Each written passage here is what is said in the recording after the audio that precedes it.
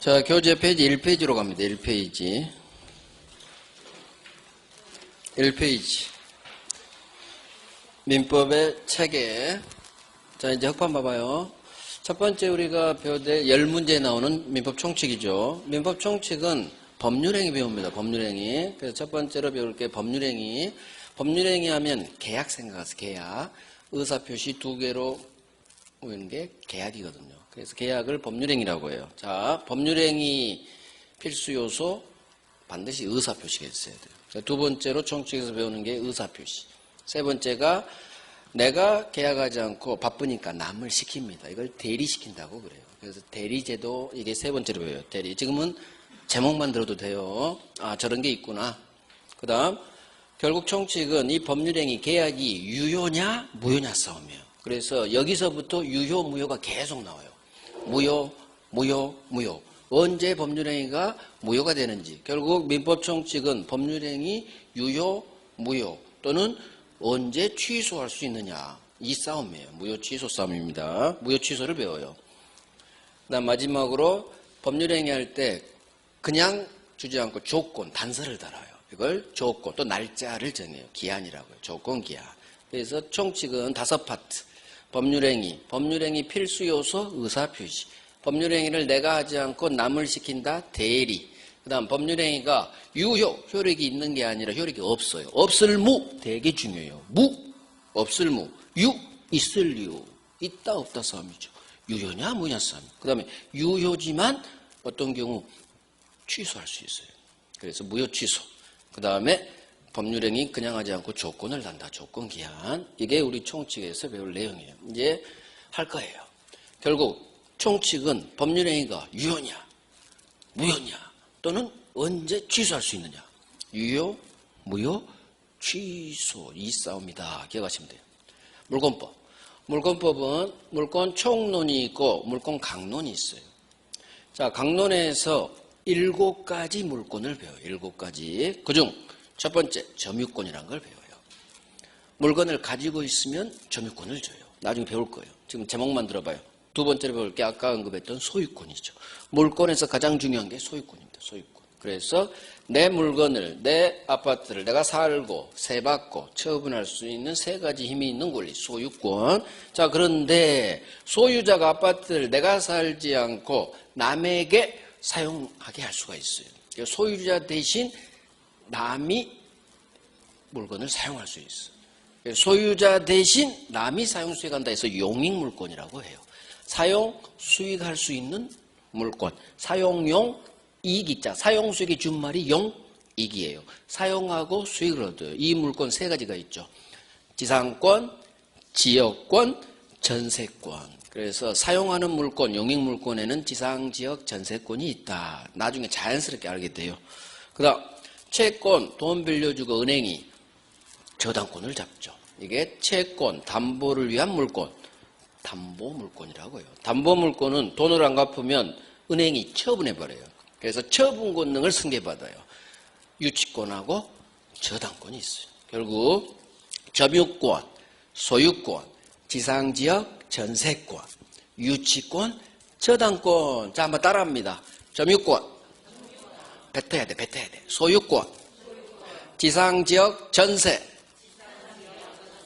유치, 저당권. 그래서 개수를 세면 점유권 하나, 소유권 2, 지상지역, 전세 합쳐서 5개, 유치권 6개, 저당권 7개. 그래서 우리가 물권법에서 배우는 물권은 7가지 물권을 배워요.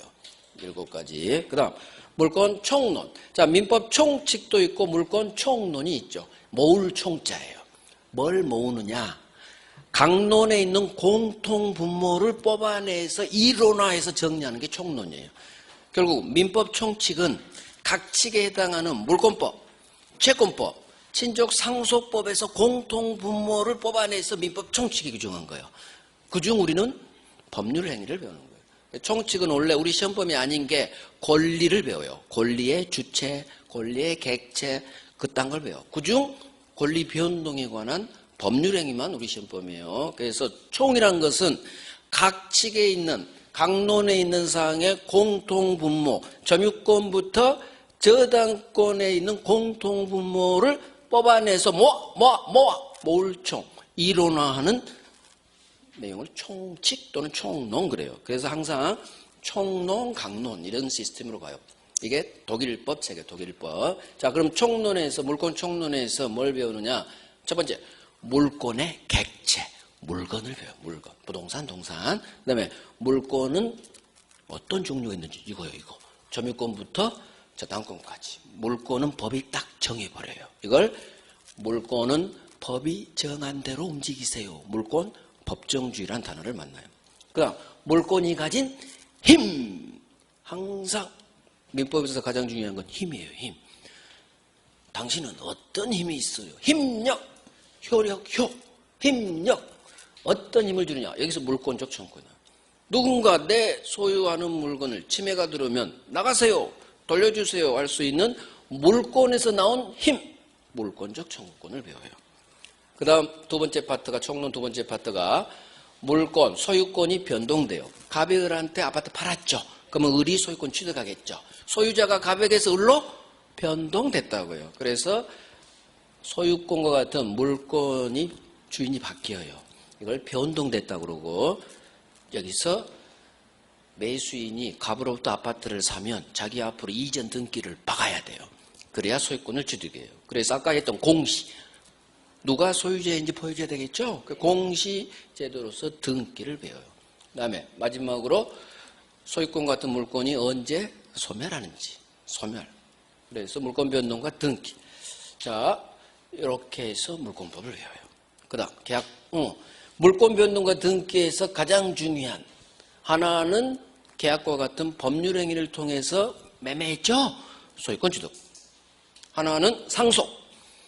나는 가만히 있는데 아버지가 돌아가시면 법이 아버지 아파트 소유권 먹으세요.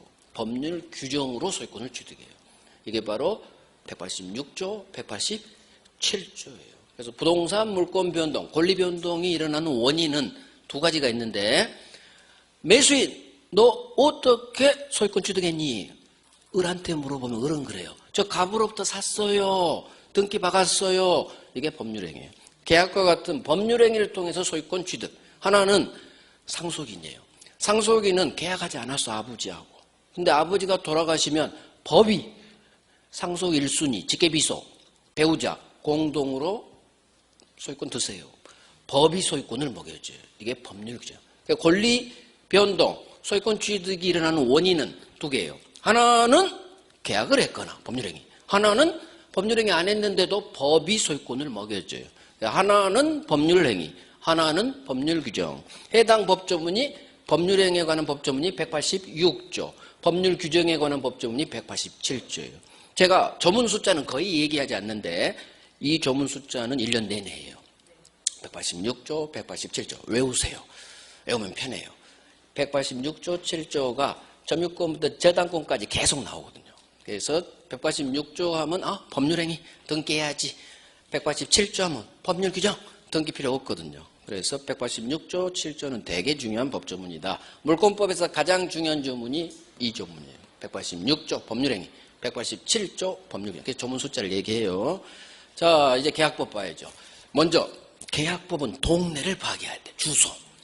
크게 봐야 돼요. 크게. 민법은 나무 보지 말고 산을 봐야 돼. 하늘에서. 그래서 계약법은 동네가 물권 다음 동네 채권법에 속해요. 먼저 이걸 기억하셔야 돼. 우리가 시험법에 속하는 계약법은 동네가 어디다? 채권법 속에 있어. 그래서 우리가 배우는 모든 계약은 다 채권 계약이에요. 채권 계약. 마찬가지 계약법도 계약 총론이 있고 계약 강론이 있어요. 물권, 총론, 강론이 있듯이 계약법도 계약 총론, 강론. 그러면 먼저 강론이 나와야지. 강론. 그렇지. 계약 강론에서 세 가지 계약을 봐요. 우리 시험법이. 하나는 매매, 두 번째는 교환, 세 번째는 임대차. 그래서 우리 민법 조문에는 계약의 종류를 15가지를 법에 규정을 해놔요. 15가지 계약 중 우리 시험 범위는 딱 세 놈만. 매매, 교환, 임대차. 15가지가 다 만약 우리 시험 범위였다. 그러면 우리는 죽었지. 다행히 그중 공인중개사 업무와 관련된 계약 3개만 해요. 매매, 교환, 임대차. 매매가 2문제, 임대차가 3문제. 이런 식으로 5문제 나와요. 뭐 문제 나오는 건 나중에 이제 해당 파트에서 하면 돼요. 그래서 매매, 교환, 임대차. 자, 그래서 매매, 임대차는 채권 계약이에요. 이걸 기억을 하셔야 돼요. 그래서 임대차로 인한 세사는 임차인이라고 하는데, 임차인이 세사할 수 있는 권리를 임차인의 권리, 임차권이라고 해요. 임차권은 채권이에요. 동네로 파악하면 되게 쉬워. 아까 배웠던 전세권 있죠? 걔는 물권이에요. 똑같이 세사라. 하지만 전세권은 등기하면 힘이 세지는 물권자가 되는 거고, 임차인은 동네가 채권자예요. 채권자. 왜? 동네가 채권법이거든. 그래서 매수인은 소유권 주세요. 채권 취득하고, 임차인은 내가 살 수 있게 주인 빨리 넘겨 요구할 수 있는 채권이에요. 그래서 임차권은 채권, 전세권은 물권. 동네가 달라져 버려요. 동네가 달라진다는 얘기는 힘이 완전히 달라져요. 그래서 임차인이 가진 임차권은 힘이 약해요. 왜? 채권이니까 상대. 오로지 주인한테만 뭔가를 요구해야지, 중간에 병한테 주인이 바뀌어버리면 임차인은 들이댈 수가 없어. 들이댈 수가 없어. 채권은 힘이 약하니까. 하지만 전세권은 물권이에요. 등기하는 순간. 그러면 전세권이나 물권은 중간에 주인이 바뀌어도 병한테, 제3자한테 나 남은 기간 1년 남았어요. 새 주인에게도 대항할 수가 있어요. 이게 시험 지문이에요. 전세권자는 병에게 대항할 수 있다. 임차인은 병에게 대항할 수 없다. 이게 시험 지문이에요. 동네로 파악하면 돼요. 애우는 게 아니지, 이해죠. 왜 임차인은 새 주인에게 대항할 수 없지? 힘이 약하니까. 채권자의 운명이죠. 채권은 힘이 약하니까. 오로지 채무자. 채무자 아닌 세주인 제3자 병한테는, 임차인은 대항할 수가 없다. 쫓겨납니다. 그걸 막아보자. 주택임대차보호법이 등장한 거죠. 일정한 대항 요건을 갖추면. 인도 플러스 주민등록. 듣고 잊어버려요. 자, 그래서 우리가 계약 강론에서 3가지 계약, 매매, 교환, 임대차를 배우고, 그럼 총론은 강론에 있는 이 15가지 계약의 공통분모를 뽑아내서 모읍니다. 그래서 항상 강론보다는 총론이 어려워요. 물권, 채권법 물론 어렵지만 우리 시험법이 아닌 데는 총칙이 어려운 거예요. 민법 총칙이 여러분들 힘들게 해요.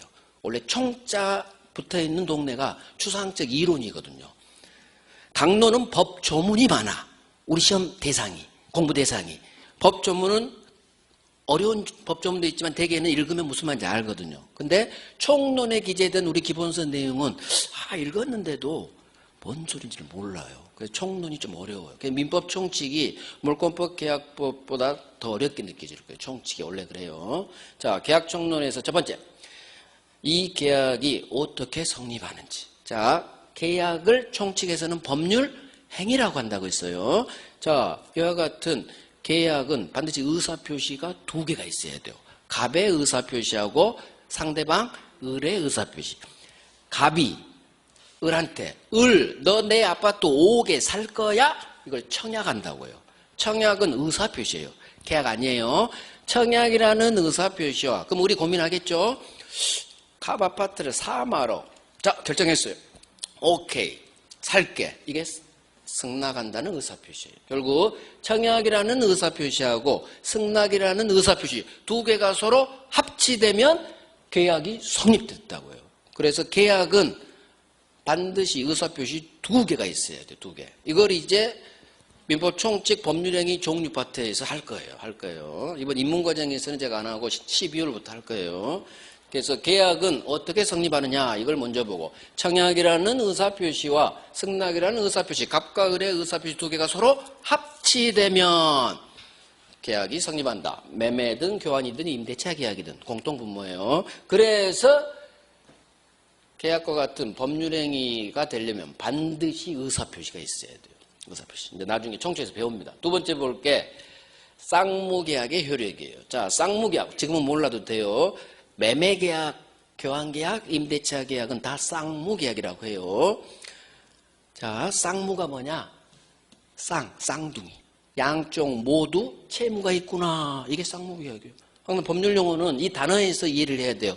쌍방, 갑, 을, 매도인, 매수인, 양쪽 쌍방 모두에게 채무 무자예요.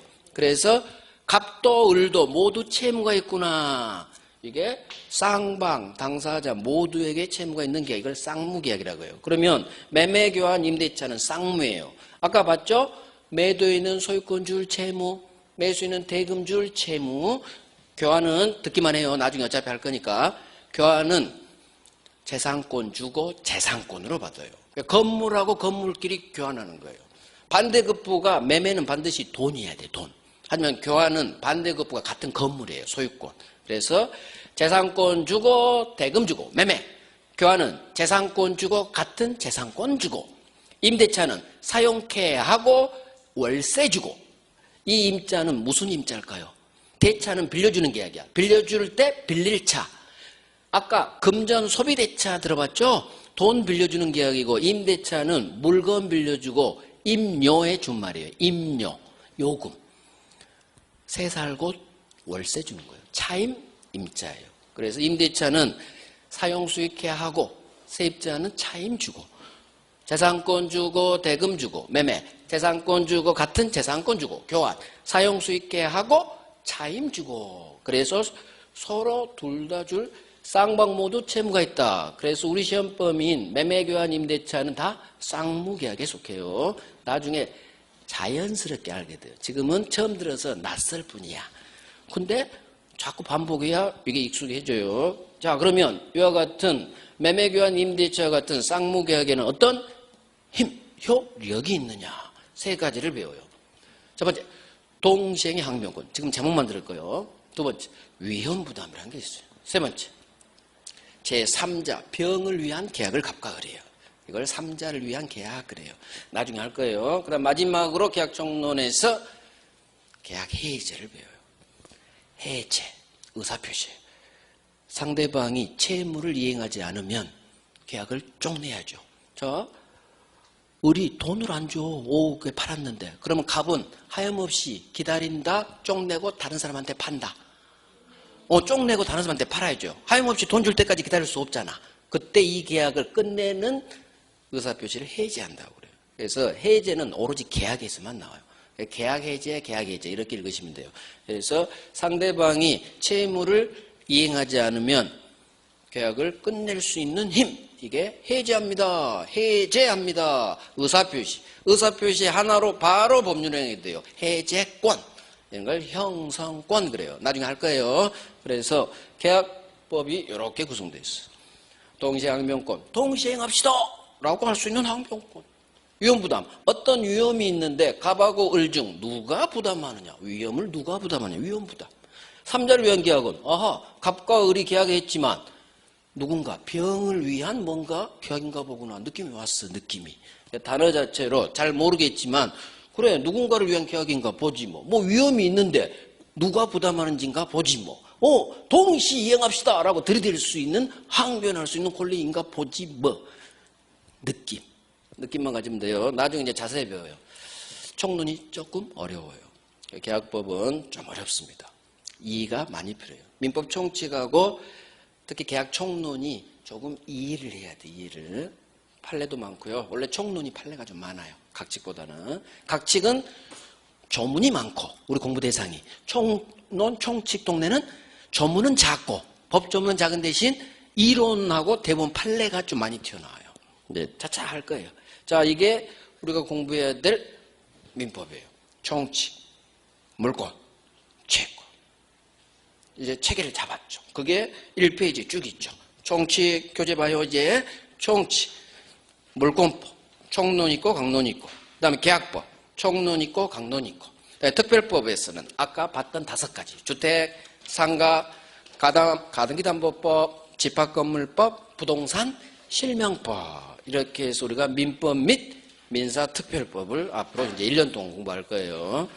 자, 이제 민법 총칙으로 갑니다. 민법 총칙. 자, 민법 총칙. 자, 교재 없어요. 설명 들어봐요. 우리가 민법 총칙에서 뭘 배우느냐? 아까 좀 전에 언급했어요. 법률행위를 배운다. 계약. 법률행위 하면 계약 생각, 매매계약. 법률행위. 아까 계약은 어떻게 체결되느냐? 청약이라는 의사표시와 승낙한다는 의사표시가 서로 두 개가 합치되면 계약이라는 법률행위가 성립해요. 그래서 계약과 같은 법률행위가 되려면 반드시 의사표시가 있어야 돼요. 의사표시가 없으면 그걸 법률행위라고 하지 않아요. 그래서 두 번째로 배울 게 의사표시 동네예요. 세 번째, 대리 배울 거고, 했죠? 무효 취소 배울 거고, 마지막으로 조건기한. 그러면 총칙에서 10문제가 나오는데 법률행위에서 보통 2문제. 두 번째 동네인 의사표시 동네가 보통 2문제. 대리는 많이 나와요. 3문제. 그 다음 무효 취소는 하나하나 해가지고 2문제. 조건기한은 1문제. 이렇게 해서 얘는 고정이야. 무효 하나, 취소 하나, 조건기 하나. 3문제는 완전 고정. 변하지 않아. 근데 여기서 살짝씩 변해요. 어떤 때는 법률행위가 1문제 나오고 의사표시가 뭐 3문제 나올까지 간 적 없지만 대리가 4문제 나오고 그런 식으로 대리가 4문제 나온 경우가 있어요. 그러면 이 중에 1문제가 줄어드는 거예요. 올해도 법률행위 2문제 나왔지만 의사표시 하나, 그 다음 대리가 4문제 나왔어요. 여기서는 의사표시하고 대리, 법률행위하고 대리 이쪽이 플러스 마이너스 1은 있어요. 근데 보통 평균 잡으면 법률행위는 2문제 나온다고 생각하시고 의사표시도 2문제 나온다고 생각하시고 대리는 통상 3문제 생각하시면 돼요. 올해는 4문제 나왔어. 올해는 민법 총칙이 그렇게 어렵지 않았어요. 왜 그랬느냐? 작년 32회가 총칙이 굉장히 어렵게 냈거든요. 항상 이게 작년에 어려우면 올해는 좀 쉽게 내고요. 올해 쉬우면 내년 또 어려워요. 대표적인 공법이지. 공법이 작년에 쉬웠어요. 공법 작년에 쉬웠다고. 그러니까 올해는 어마어마하게 어렵게 내버렸어. 공법. 그러면 내년에는 공법이 당연히 쉬워. 그걸 알면 돼요. 여러분들 내년 34회 보시잖아요. 내년은 공법 올해보다는 안 어려워. 이런 식으로 한 해가 어려우면 한 해는 살짝 쉽게 내고 이렇게 지그재그로 해요. 그러면 올해 총칙이 쉬웠다는 얘기는 그 전에 어려워서 쉽게 낸 거예요. 32회 때 어려워서. 그러면 내년에 어려워져요. 총칙이 어려워져. 그 다음 32회 때 특별법이 쉬웠어요. 한 문제 빼놓고는 5문제까지 6문제 맞출 수 있어서. 그래서 올해 특별법이 어려웠어요. 총칙을 좀 쉽게 내고 특별법은 좀 어렵게 냈어요. 그런 식으로 항상 하니까 이렇게 해서 10문제가 나와요. 자, 첫 번째 배울 게, 자, 교재 봐봐요. 3페이지에 법률행위 들어가기 전에 권리변동이라는 게 있어요. 이게 이제 기초인데, 우리가 인문이 4주라 여기는 이제 지금 안 할 거예요. 두 번째만 봐봐요. 중간. 권리변동이라는 원인. 권리변동하면 소유권 취득이라고 생각하세요. 너 어떻게 소유권 취득했니? 을한테 물어보면 을은 뭐라고 해요? 저 샀어요. 계약. 매매계약했어요. 법률행위. 그래서 법률행위가 있고 하나는 법률행위 아닌 반대말. 법률 규정이에요.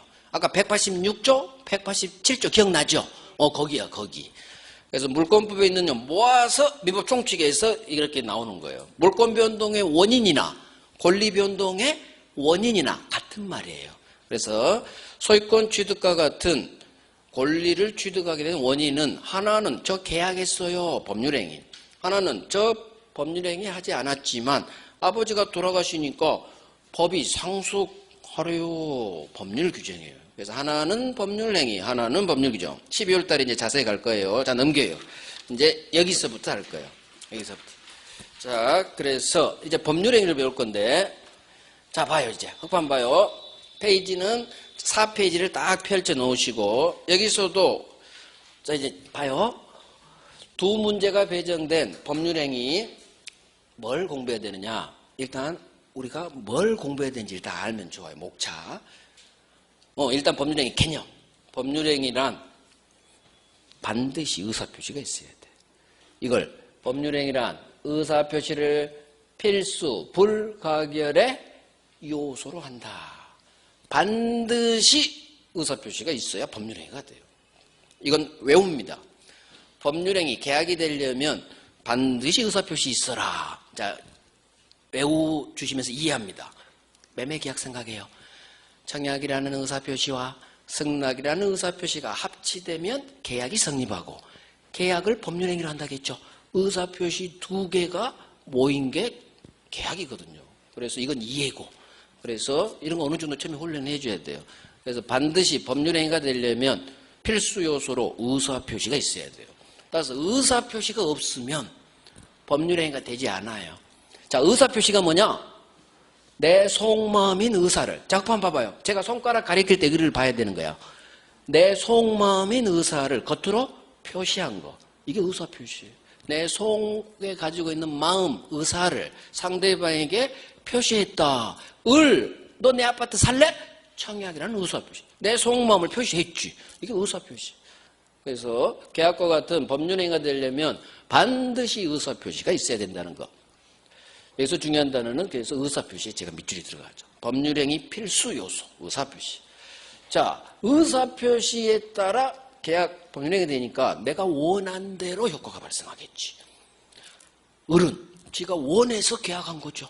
그래서 내 의사대로, 내가 원한 대로 법률 효과가 발생. 이거 시험 지문이에요. 그러니까 법률행위란 의사표시가 필수 요소이기 때문에 내 의사대로 내가 원하는 법률 효과가 발생합니다. 생 기초예요. 그래서 이걸 가지고 이걸 풀어가는 거예요. 그렇지. 의사표시가 있으니까 내 의사. 여기 봐요. 의사표시가 필수니까 의사대로 법률 효과가 발생하겠죠. 이건 이해지, 이해. 외우는 게 아니지. 뭘 외워야 되느냐? 이걸 외워야지, 이건. 법률행위가 되려면 반드시 의사표시가 있어. 이건 외우는 거. 하지만 이건 풀어가는 거. 그렇지. 계약과 같은 법률행위는 의사표시가 있어야 되니까 내가 원한 대로, 내 의사대로 법률 효과가 발생하겠구나. 이건 이해. 그래서 어떤 건 외워야 되고 어떤 건 안 외워도 되는 게 있어요. 대표적인 게 이거야. 자, 그러면 법률행위에서 뭘 배우느냐? 첫 번째, 법률행위 종류를 배울 거고, 두 번째, 법률행위의 성립 요건과 효력 요건. 이걸 두 번째로 배울 거고, 세 번째가 가장 중요하죠. 계약을 한 목적이 있어요. 이걸 법률행위의 목적이라고 하죠. 매도인은 왜 을한테 팔았을까? 아파트를. 돈이 필요했어. 또는 기타 등등. 매수인은 왜 매매 계약을 했을까요? 소유권 하나 먹으려고. 이게 계약을 한 목적이에요. 법률행위의 목적. 자, 그 다음. 계약은 해석이 들어가야 돼요. 서로 싸우죠. 계약 조항에 대해서. 이견이 있죠. 그때 이 계약을 해석할 필요성이 있어요. 이게 법률행위 해석 파트. 결국 법률행위는 네 파트를 공부해야 돼요. 첫 번째, 법률행위의 종류. 두 번째, 성립 요건, 효력 요건. 세 번째, 가장 중요한 법률행위의 목적. 가장 안 중요한 마지막 법률행위 해석. 자, 목적이 가장 중요한데 이걸 공부해야 돼요.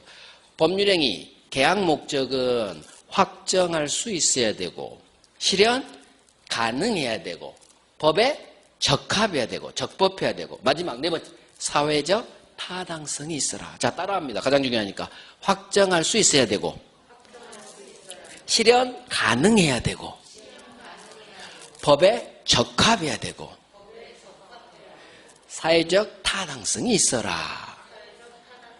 그래서 법률행위 목적은 확정, 가능, 적법, 사회적 타당성이 있어야 된다. 자, 여기서 중요한 단어 4개 밑줄에 해놨고, 가능 반대말, 불가능. 가능이라는 것은 할 수 있는 걸 말해요. 근데 할 수가 없어. 하고 싶어도 할 수가 없네요. 불가능해요. 갖다 떼어버리고 불능이라고요. 법에서 불능이라는 단어는 되게 중요해요. 가능 반대말, 불가능, 불능을 배울 거고, 그 다음에 적법과 관련해서 우리 법 규정의 성질을 배워요. 여기서 임의규정, 강행규정이라는 단어를 배워요. 그 다음 계약은 반드시 사회적으로 용인할 수가 있어야 돼. 사회적 타당성이 있어야 돼요. 그런데 어떤 계약을 보니까 도저히 허용해서는 안 되겠어. 사회적 타당성이 없는 계약. 2개. 하나는 반사회 질서 법률행위, 줄여서 반사회 법률행위. 두 번째는 같은 반사회 법률행위인데 법 조문에 들어가 있어요. 불공정한 법률행위. 그래서 사회적 타당성이 없는 법률행위 2개. 자, 따라합니다. 하나는 반사회, 하나는 불공정. 불공정은 반사회 법률에 해당해요. 단지 법 조문이 있어서 독립된 목차로 나온 거예요. 그래서 그러면 법률행위 우리가 공부할 때에서 가장 중요한 게 여기 목적인데 불능 반드시 해야 돼요. 계약법하고 연결돼요. 위험 부담하고. 그래서 불능 잡아야 되고, 두 번째 법 규정의 성질, 강행규정. 강행규정 잡아야 돼요. 그 다음 가장 중요한 건 이 두 놈. 반사회 불공정. 법률행위 두 문제 중 어떤 때는 여기서 하나하나 두 문제 다 떠버릴 수 있어요. 올해는 어떻게 떴느냐. 종류에서 하나, 반사회에서 하나. 가장 중요한 건 반사회. 이건 해마다 나와요. 해마다. 그래서 빠진 애가 거의 없어. 10년에 9번 나오니까. 반사회 반드시 잡아야 되고 불공정 두 번째로 중요해요. 반사회 불공정을 잡고 불능 그다음에 강행규정 속에 단속규정이라는 게 있어요. 그거 배우면 돼요. 그래서 법률행위에서는 이쪽을 좀 잘하고 나머지도 할 거예요. 종류 그런 거 나오니까 시험에. 근데 가장 중요한 건 반사회 불공정 법률행위가 가장 중요하다. 그래서 복습할 때는 처음부터 쑥 하는 게 아니라 그날 배웠던 내용 중 중요한 것부터 복습하는 거예요. 중요한 것은 제가 알려드리니까. 그거 하고 시간 남으면 나머지 가는 거지 1페이지부터 복습해. 뒷부분이라 복습을 못해요. 왜? 저녁 먹고 피곤해. 자버리거든. 그러니까 복습하실 때는 순서대로 복습 안 해도 돼요. 서로 다 연관되어 있기 때문에 중요한 거 먼저 하고 그 다음 여기 하고 반사회 복습하고 불공정 복습하고 불능 강행규정 복습하고 그 다음에 시간 남으면 종류 요건 이렇게 가는 거예요. 시간 안 되면 이거라도 했잖아. 복습. 그러면 되는 거예요. 그래서 항상 중요한 것부터 잡아갑니다. 항상 나오는 놈이 해마다 나와요. 나머지는 몇 년에 한 번씩 나오지만 반사회는 해마다 나와. 해마다 나오니까 열심히 해야겠죠. 자, 이게 법률행위 두 문제 배정된 목차예요. 그러면 오늘은 뭘 하느냐? 법률 행위 능력을 배울 거예요. 행위 능력. 행위 능력 제도. 그럼 교재는 어디에 있느냐? 자, 4페이지 보시면 법률행위에서 법률행위 종류 첫 번째 있죠. 이건 12월에 할 거고. 자, 오른쪽. 법률행위 두 번째 목차 성립요건, 효력요건 있죠. 자, 거기서 갑니다. 양거래 1번 성립요건, 양거래 2번 효력요건이 있죠. 그 효력요건의 당사자, 반거래 1번 당사자의 자, 갑과 을 당사자는 무슨 능력이 있어야 된대요? 권리 능력, 의사 능력, 행위 능력이 있어야 법률행위는 온전하게 유효해요. 효력을 발생합니다. 그때 나온 게 행위 능력이에요. 행위 능력. 자, 여기서 이제 설명 들어요. 설명. 이해를 해야 교재가 잘 읽혀요. 행위 능력 제도라는 것은 행위 앞에 법률이란 말이 생략돼 있어요. 법률 행위를 혼자서 온전 유효하게 할 수 있는 힘, 이걸 행위 능력이라고 해요. 법률 행위를 혼자서 적지 마요. 여기 나오니까. 자, 행위 능력 개념이 뭐냐 이런 거 시험 안 나와요. 법률 행위, 계약과 같은 법률 행위를 혼자서 유효하게 온전하게 할 수 있는 힘, 이걸 행위 능력이라고 해요. 법률 행위를 혼자서 유효하게 온전하게 할 수 있는 능력, 이걸 행위 능력 제도라고 해요. 그러면 법률 행위 능력이 있어야 갑의한 계약은 온전하게 유효가 된다는 얘기예요. 그런데 우리는 항상 문제된 법률 행위를 배워요. 자, 법률 행위 능력이 제한되는 사람이 있어요. 법이 당신은 혼자서 계약하면 안 돼. 행위 능력을 제한해버려요. 법이. 이 사람을 제한 능력자라고 해요. 어마어마하게 중요한 단어예요. 자, 제한 능력자는 이 능력은 행위 능력이에요. 법률 행위 능력이 제한되는 사람.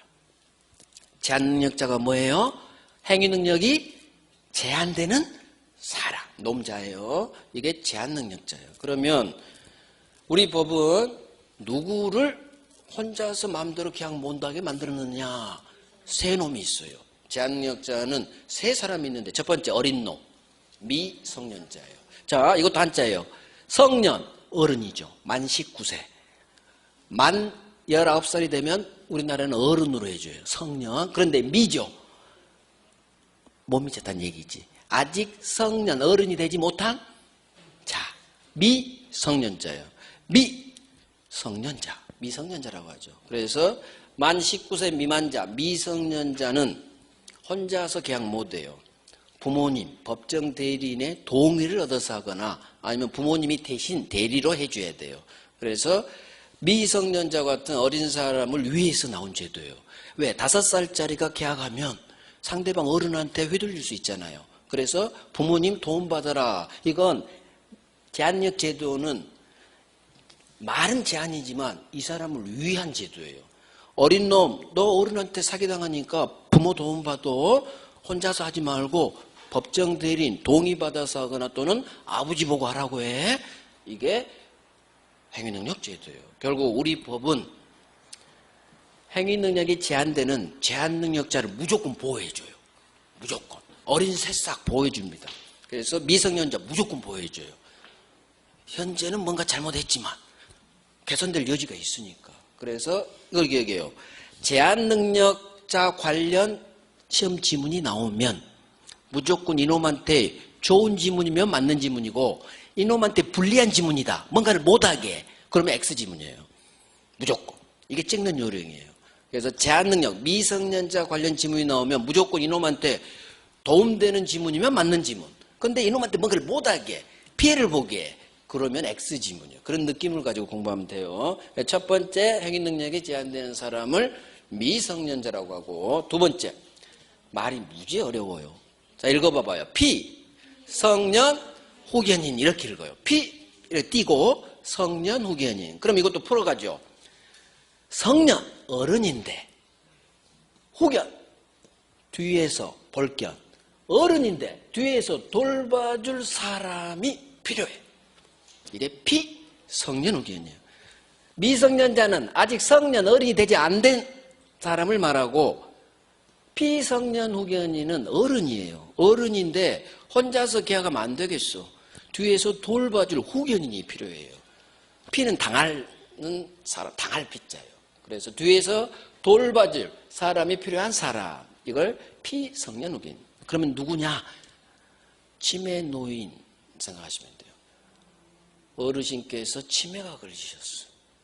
그래서 동네 할머니들한테 건물 하나씩 막 무상증여로 공짜로 주어버려요. 그러면 자식놈은 가만히 있는다. 아버지를 데리고 법원으로 간다. 법원으로 데리고 가요. 그래서 판사님한테 우리 아버지 치매 걸리셨으니까 혼자서 계약 못하게 좀 막아주세요. 그때 나온 판결을 받으면 이제는 혼자서 계약 못해요. 혼자서 계약을 못하게 제한시켜버려. 왜? 이분을 위해서 한 거예요. 그래서 이 사람을 피성년 후견인 하면 누구를 생각하신다? 치매 노인이, 치매 노인만으로는 안 돼요. 법원으로부터 판결을 딱딱 받아야 돼. 이건 좀 이따 나올게요. 자, 세 번째.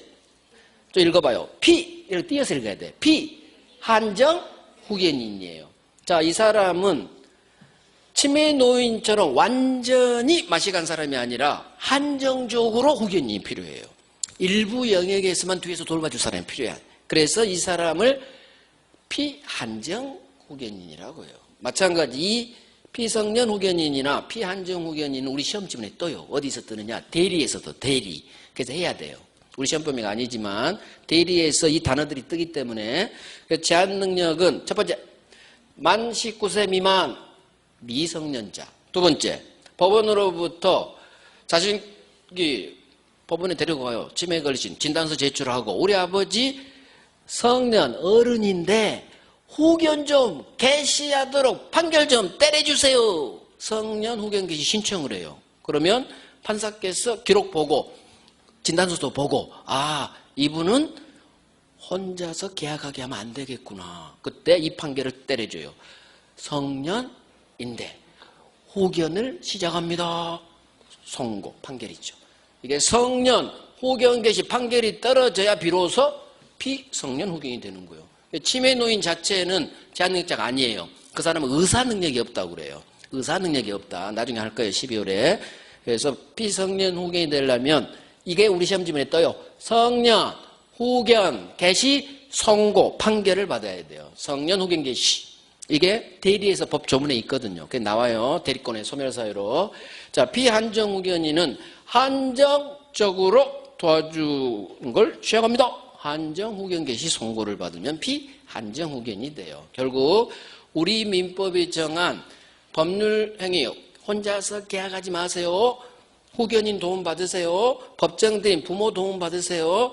세 사람 미성년자, 피성년 후견인, 피한정 후견인 이 세 놈이에요. 세 놈. 그러면 만약에 미성년자 17살짜리가 부모 동의를 받지 않고 지 아파트를 팔았다. 계약 법률행위했다. 일단 유효해요. 일단 이 계약은 유효. 하지만 취소할 수 있는 법률행위로 해요. 자, 첫 번째 취소 사유. 제한능력자 법률행위예요. 굉장히 중요해요. 우리 민법은 취소할 수 있는 경우를 딱 3개밖에 안 정해놔요. 3가지 경우에만 취소할 수 있어요. 그중 첫 번째, 제한능력자가 한 법률행위, 부모 동의 없이. 그러면 일단은 유효한데 유효한 법률행위를 취소합니다. 의사표시예요. 취소합니다. 이 계약 취소합니다. 예, 아직 미성년자요? 하면 취소돼요. 취소하면 무효가 돼요. 취소하면 뭐가 돼요? 무효가 돼요. 그래서 우리 민법이 정한 취소 사유 3가지 중 첫 번째가 이놈이에요. 제한능력자가 한 법률행위. 취소는 유효한 법률행위를 취소를 통해서 무효로 날리는 의사표시를 말해요. 자, 사례로 봅니다. 자, 갑이 17살짜리 미성년자. 아파트 한 채가 있어요. 갑소유 아파트. 자, 이놈은 미성년자니까 법률행위 능력이 제한되는 제한 능력자죠. 그러면 미성년자 같은 제한 능력자는 법정 대리인인 부모 동의를 받아야 계약을 해요. 그런데 이놈이 어떻게 했다? 부모 동의 없이 을한테 쥐 아파트 팔았죠. 그러면 미성년자, 우리 사례 문제 이렇게 나와요. 미성년자 17살짜리가 법정 대리인인 부모 동의 없이 매매 계약했다. 이렇게 사례 문제가 나와요. 그러면은 아하, 제한 능력자가 부모 동의 없이 법률행위 했구나. 그러면 이제 생각을 해야지. 일단 미성년자가 부모 동의 없이 계약했다 하더라도 일단 이 계약은 유효해요. 유효야. 자, 그러면 칼자루는 누가 갖느냐? 저쪽이 가져요. 미성년자 쪽에서. 이놈이든 부모님이든. 그러면 17살짜리가 이게 5억짜리 아파트인데 만약 5억에 팔았다. 그러면 그래, 요즘 아파트값 떨어지니까 잘 팔았다. 그러면 굳이 취소 안 해요. 그냥 놔두면 돼요. 근데 5억짜리 아파트를 이놈이 1억에 팔았다. 그러면 이 사실을 한 부모님은 가만히 있지 않겠죠. 17살짜리도 이거 5억짜리인데 내가 1억밖에 못 받은 거야? 나중에 할 수도 있겠죠. 그때 우리 법은 부모님, 법정 대리인이나 이 17살짜리 미성년자라 하여금 이 계약을 취소할 수 있는 힘을 줘요. 그러면 취소해버리죠.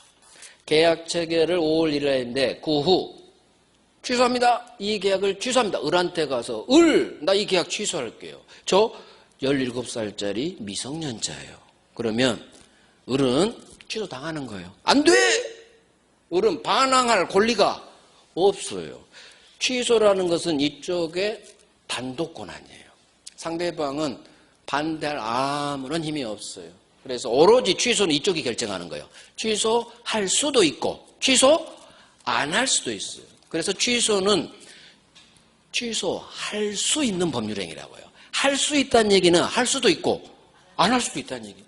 그래서 미성년자가 부모 동의 없이 계약했을 때 취소할 수도 있고 안 할 수도 있는 자유가 있어요. 잘 팔았으면 만약 10억에 팔았다. 그럼 굳이 취소 안 하겠지.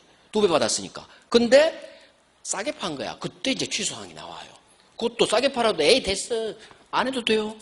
취소해야 된다가 아니야. 할 수도 있고 안 할 수도 있는 자유가 있어요. 이게 취소예요. 취소라는 것은 일단은 유효해야 돼요. 유효한 법률행위를 취소합니다. 갑이든 부모님이든 을을 찾아와서 이 계약 취소합니다. 제한 능력을 이유로 취소합니다. 라고 쏴버리면 어떤 현상이 벌어지느냐? 바로 이 매매는 무효가 돼요. 취소 효과는 무효예요. 그래서 취소하면 무효하고 똑같아. 아무런 힘이 없어요. 무효라는 것은 유효로부터 설명하죠. 있을 이유. 엄청나게 중요한 말이에요.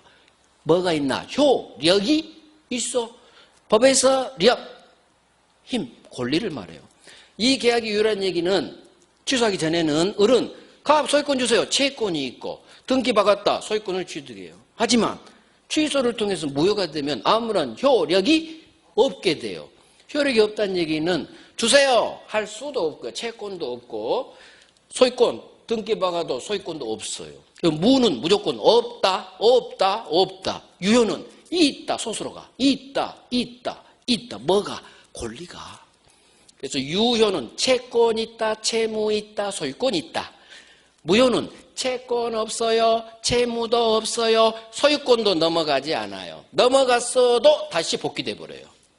이제 나중에 할 거예요. 나중에 할 거니까 제가 굳이 판사 안 해놨지. 지금은 듣기만 하면 돼요. 그래서 한자 효력이 있다. 이걸 유효라고 하고, 아무런 효력이 없다. 없을 무효.